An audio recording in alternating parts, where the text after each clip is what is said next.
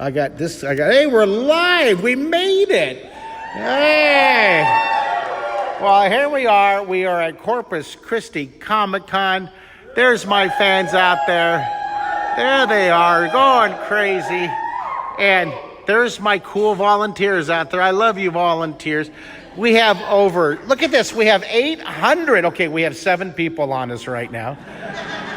800. Okay, we have 7. Well, hopefully, hey, we have Clinton from Houston. Hello, Clinton. We have John Dale from Pittsburgh.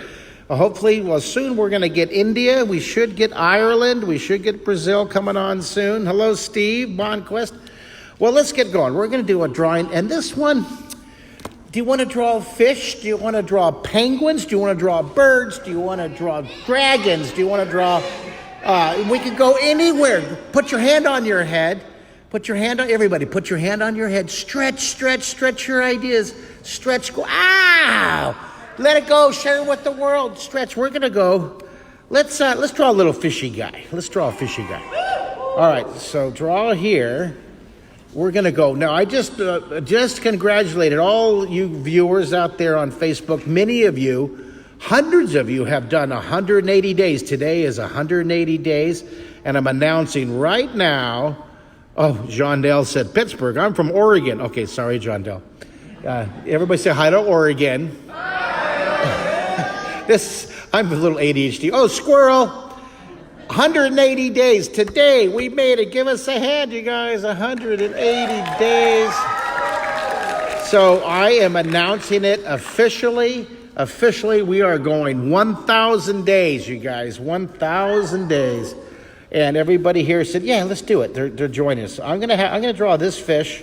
I'm gonna draw his mouth coming out. I'm blocking now, very light. There's Karen Wall. Hello, Karen Wall. Hello, Christopher Kent. Hello, Kevin Anders. Hello, Josh Mosh. I love that name. Hello, Christopher. Hello, Doug. Everybody from Washington, from Paris, from Brazil. Good to see you. Here, let's block this in. We're gonna draw a really funky fish with this cool overbite. Now, this is a contour line. We're just drawing super light. We're sketching, we're molding, we're shaping. I'm gonna draw one eye right here. See, I'm gonna kind of curve that. See, I'm gonna adjust it a little bit. And then back here, see this? We're gonna have that. I don't know if I think I'll just draw no teeth. Usually I put jagged teeth, but now take your pencil, let's erase it. Notice what I did. I started drawing super light, really, really light, and then we draw darker detail, layer upon layer, layer upon layer, detail. Someone said, look at these hearts. Look at all these hearts out there. Hey, we got Alfred from Ireland. Say hello, Dublin. Hello, Dublin. Hey, Alfred, you got to see this. Check this out. Look at Alfred. Here we are in America. Wave, guys. Woo. Look at this. We're all together, left, right, in the middle. We're all together, drawing and being creative. Here's for unity, you guys. That's right. We all can solve problems. We all can do it together. We all can get along. Take your hand to say, yeah, you go, Daddy. You go, Daddy. That's right. I have so much optimism with seeing you guys here. Let's draw that. Draw the eyes. The near eyes front, and this is far away. Alfred said, hello, everyone from Ireland. Here, put a little pupil here. Put that little pupil. And then the dorsal fin. Now watch this. Up at top, I'm going to draw a really neat dorsal fin. This is almost like a dragon's back right here. See this? Now look at, I'm going to tell you a story here on this one. When I draw the fin, see that scoop? I used to call that a scallop line. I said draw a scallop. But last year I was watching this really controversial, violent TV show called Cake Boss. Have you ever seen Cake Boss? Raise your hand if you saw Cake Boss. I love Cake Boss. So Mr. Cake Boss guy took his thumb and he went like this. He took his thumb and he pressed it and said, let's flute the line, flute the frosting. And I go, fluted, that's a wonderful word. I'm going to teach all my kids around the world how that word is wonderful. So I sent him an email. My first fan, I said, dear Mr. Cake Boss, longtime viewer, first-time writer.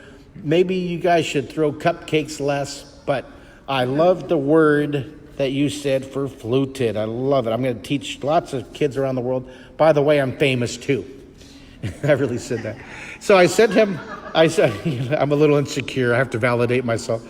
So I sent it to him. I sent him an email. I swear, you ask my kids. I sent him the email, and about 3 months later, I got an email back. Guess what he said? This is from Cake Boss now, okay? Guess what he said? Thanks. I was so excited, man. I printed it, and I got one of those little certificates frames, and I framed it. My kids thought this was really weird. I don't know why. I thought it was cool and totally reasonable, and I hung it up in my office. We're BFFs, man. We're pen pals. Thanks. All right, here, draw this. Draw this here. I thought that was a good story. Did you guys like that story? Yes. Do you want to hear the story of me teaching the #1 bull rider on the planet how to draw? I'll tell you, I was in New York City doing some programs. I got on the plane, got bumped up to first class. It doesn't happen very often, but when it does, I acknowledge it and go, oh, I love this. Now, what I've learned is you can't want it. You have to let it happen. It's a Zen thing. So one time, 1 in a million, I get bumped up. I'm sitting in first class. Oh, this is so wonderful. Oh, and who comes in and sits next to me? This fellow I had seen at 2 in the morning on TV. I was wide awake in the hotel, traveled, and I had, for some reason, was watching the bull riding championship in New York, Madison Square Garden on ESPN in New York, or Sports Channel, whatever.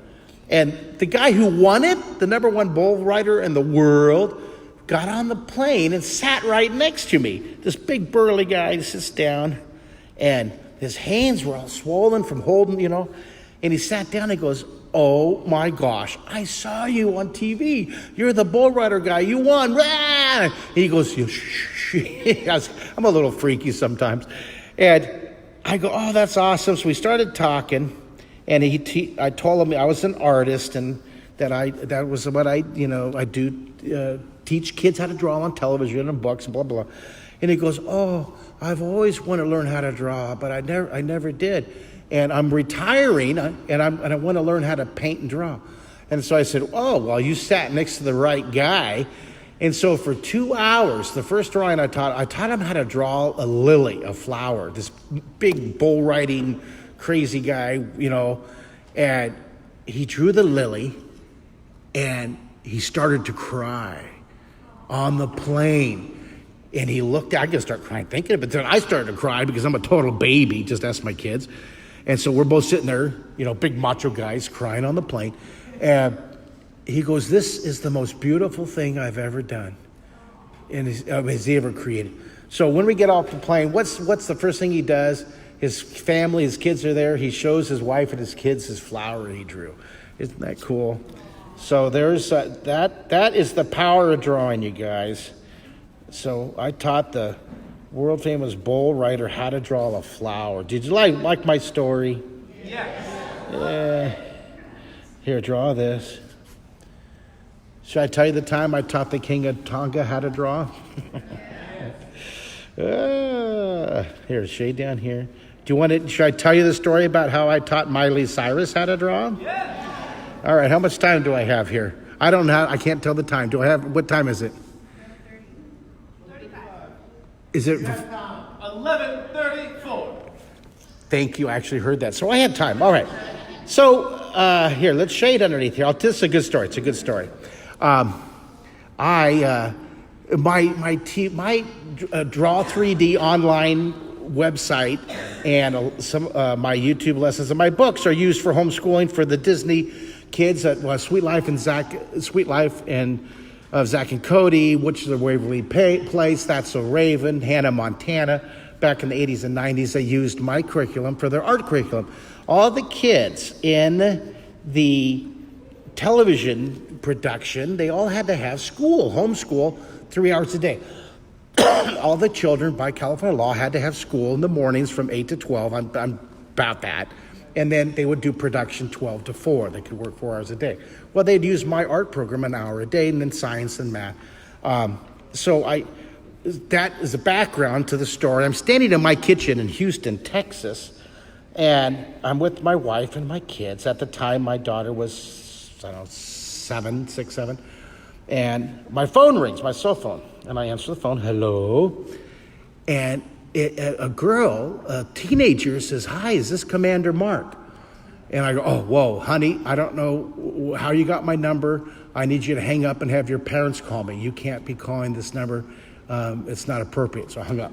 All right. So, kids don't call adults. You need to have your parents call. So again, the phone rings and I pick it up and it's a girl and she's a teenager, obviously. And she goes, hey, this has got to be Commander Mark. And I said, honey, if you call again, I'm going to star 69, and I don't want you to be in trouble, but you can't be doing this. This is not safe. It's not appropriate. I'm a dad. I have no problem opening up a can of daddy. So I hung up. Well, then the phone rings again. And I go, so I pick it up, and I go, honey, you can't do it. And then it was a voice saying, hello, this is Billy Ray Cyrus. And I didn't know. I didn't. Subsequently, I love his music, but I had no idea. I'm into classical music and show tunes, you know. And he explained, oh, my daughter, she's on a TV show called Hannah Montana. They have your books in her classroom, and she wants to wear the jacket when she does a rock show in New York at Good Morning America. She loves the book, that outfit on. Did you guys? The jacket. Let me see if I can put it up here on the screen for you again. This right here. She liked all those crayons and stuff. So I ended up. I got her. You know. Oh, thank you. And wait. The funny part of the story was I go, Billy Ray Cyrus, Hannah Montana, Miley Cyrus. What? Well, my little 7-year-old heard me say that and started screaming like a crazy girl. Then my wife heard me and So I said, sir, apparently I'm the only one who doesn't know who you guys are in this house. And it turns out that we got her the jacket. She wore it. They love it. And they invited us to go out to Hollywood. My daughter got to go on set for Hannah Montana. And a couple times it was wonderful. Then when she came to Texas, this is many years ago. I don't know, remember, she came to the Reliance Center and filled out 28,000 seats in 60 seconds. And my daughter was 7 years old, wearing, little, the beautiful, cute little Hannah Montana outfit. And we got a golf cart police cart, we got this escort sitting on this golf cart through the rodeo, 800 million people. So we go into the arena, and Miley Cyrus is on stage rehearsing for about an hour sound check, and my daughter got to go up on stage and dance with her. It was wonderful. I got to sit in the cart with her parents, with Billy Ray and her mom, just delightful people. We just sat and watched them. Well, after about an hour and a half of her up there and bulls running around the outside of the arena, this was the rodeo, there's no one there, 28,000 kids ready to come into the stadium, and Miley said, "Oh, you guys, you got to stay. We have front row seats." And this is probably okay. This was not in hindsight, maybe not a good daddy choice. Okay, but at the time, we did our hour and a half. I'm done with the crowd, and I really wanted to go, and so I said, "Okay, we got to go. Thank you. That was wonderful. This was a great treat. We need to go now." Oh my gosh. Okay. 7 years old or 8 years old, and 28,000 girls coming in looking just like she does, and I didn't stay, right? So, it was a nightmare, but then it was a matter of principle. I can't let her freak out in public and let her win, so then we have to go. Well, I should have. She's 20 now, and she still remembers that, all right? So we laugh about it now, but that was my story, that we got to go and my daughter danced on stage, and then I left before the concert. Now, raise a hand. Was that a lame decision? Yeah, okay. I'm not getting any response. Was that a good story or a lame story? The best story. Yeah, raise your hand if you guys are out there and alive. All right. Well, guys, I want to thank you guys for drawing with me and for being creative. Wave goodbye to the world, the Facebook world there. Thank you for letting me tell you my story of the Hannah Montana and of the Bull Rider and drawing in 3D. I hope you guys draw every day.